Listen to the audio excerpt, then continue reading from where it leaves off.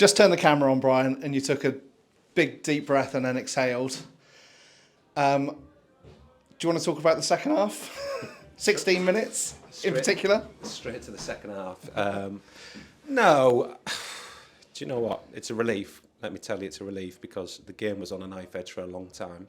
It was similar to the Bath game in terms of we had the majority of the play and I thought we were dominant and created loads of chances, but you know, you get to the 70th minute and you're thinking, oh, jeez, is it going to be one of those days again? Yeah, and we managed to tweak the system a little bit and Raggy pops up and I thought it was great play from Noah. It would have been easy for Noah to shoot there, but he had the awareness to understand that Raggy was in a better position and he laid it on a plate for Raggy and yeah, Raggy dispatched it and yeah, massive relief. Sometimes you got to be brave and take those extra passes, haven't you?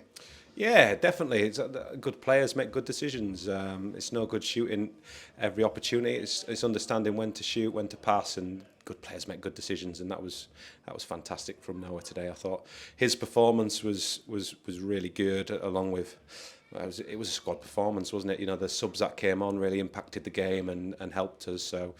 No, absolutely delighted because it was on a knife edge, 0-0, 70 minutes. They had chances on the counter. And I told the boys, I warned the boys before the game, they've just been beaten 7-1 against Dorking, but I didn't see a team giving up. I didn't see the Hemel boys giving up. I thought that they all gave the best, and I was very aware of the threat that they were going to bring today. Massive banana peel, massive psychological pressure on our boys. But I told the boys, you know, at half time, if you just keep doing what you're doing well, and law of averages will take care of itself. And, you know, eventually the pressure told and we managed to get that first goal and then it just opened up from there. We'll go back to the first half. We probably created as many chances, if not more chances in the first half than we did the second. And through a combination of a couple of good saves and a couple of near misses, it was 0-0 at half time.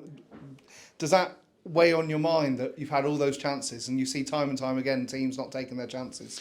Absolutely. I think the problem is when you play teams that everybody thinks you should be beating and dispatching, when you do make a mistake or miss a chance or miss a pass, it feels 10 times worse because the psychological pressure of shouldn't be making that mistake against. I don't want to sound disrespectful to Hemel because Hemel, we all seem to forget we're top of the tree.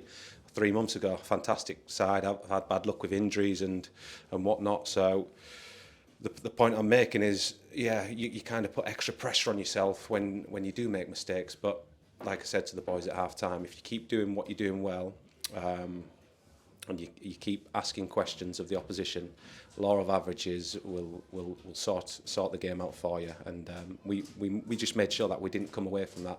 We kept asking them questions, kept getting territory, kept getting opportunities to work the keeper and entries into the box, and eventually it told. I thought fitness levels were strong as well. You know, I thought we finished the game really strong. So really pleased. We can wax lyrical about the attacking performance as long as you want to, but defensively we were really solid again today.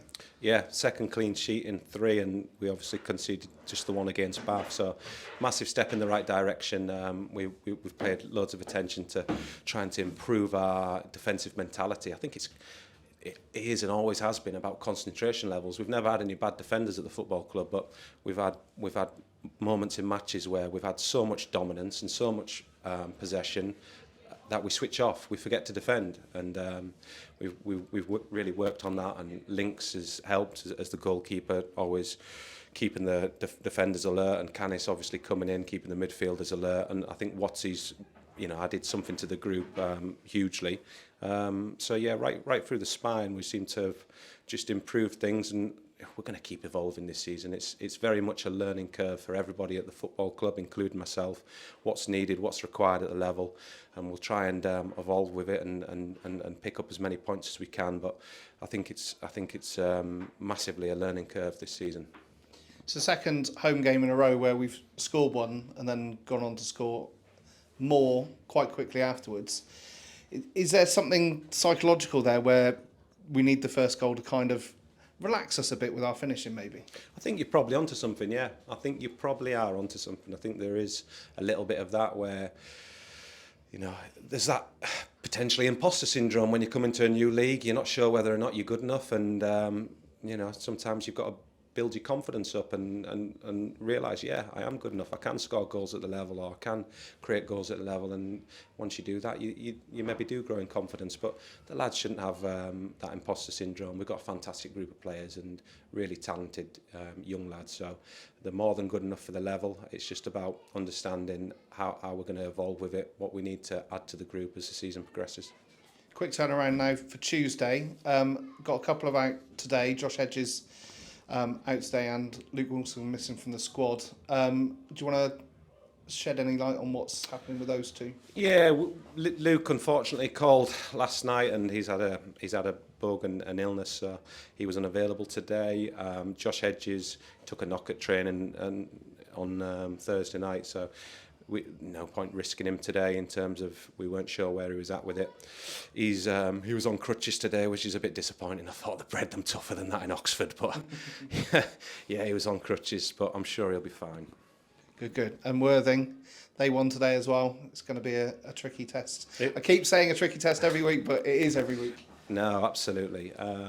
Worthing, fantastic football club. They play in a manner which is of the protagonists. They want the ball, they want to keep the ball, they want to ask questions of you.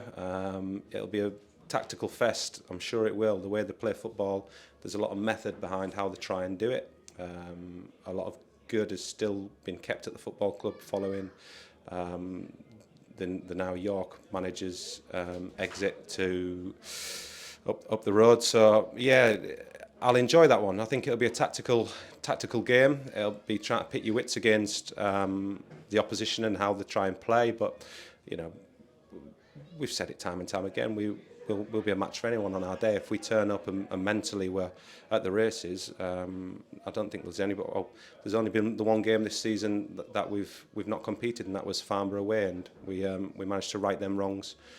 What was it? 10 days, 2 weeks ago. So yeah, we're a match for anyone. And we need the 12th man as always on Tuesday night. Absolutely, yeah. They were fantastic away at Bath the other night, and we're going to need them here at the Raymac. It'll be a fantastic football game. It'll be a fantastic occasion, and yeah, it's really important everyone turns up and gets behind the boys. Thanks, Brian. Cheers.